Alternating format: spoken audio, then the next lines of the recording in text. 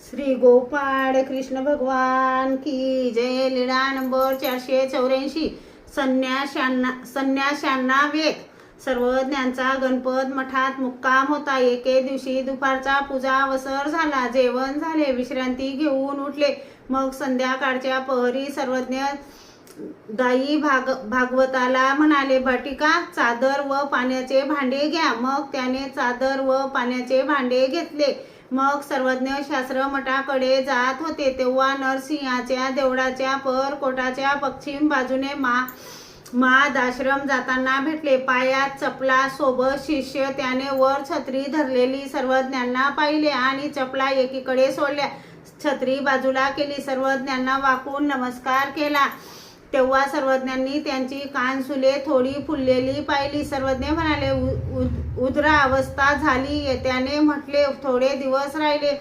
मग ते निघाले. मग सर्वज्ञ शास्त्र मठाकडे आले. परकोटाच्या उत्तराभिमुख दरवाजाच्या बाजूला असलेल्या ओट्यावर सर्वज्ञ बसले. सर्वज्ञ उच्छिष्ट पान बाहेर टाकायला लागले. तेव्हा दाई भागवत म्हणाले, हे काळजी, आताच विडा घेतला आणि लगेच बाहेर का टाकता? सर्वज्ञ म्हणाले, राजस धर्माने संन्यासाकडे जाऊ नये. मग सर्वज्ञांनी उच्छिष्ट पान बाहेर टाकले. एकाच्या मताने गृहस्थ धर्माने संन्यासाकडे जाऊ नये. मग सर्वज्ञांनी उच्छिष्ट पान बाहेर टाकले.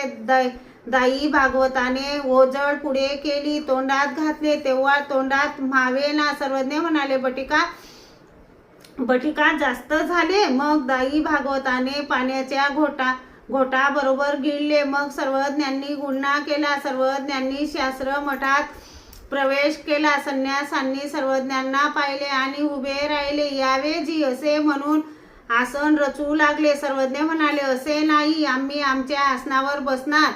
मग दाई भागवताने चादर बसण्यासाठी टाकली. सर्वज्ञ बसले. मग सर्वज्ञांनी विचारले, हे काय वाचत आहात?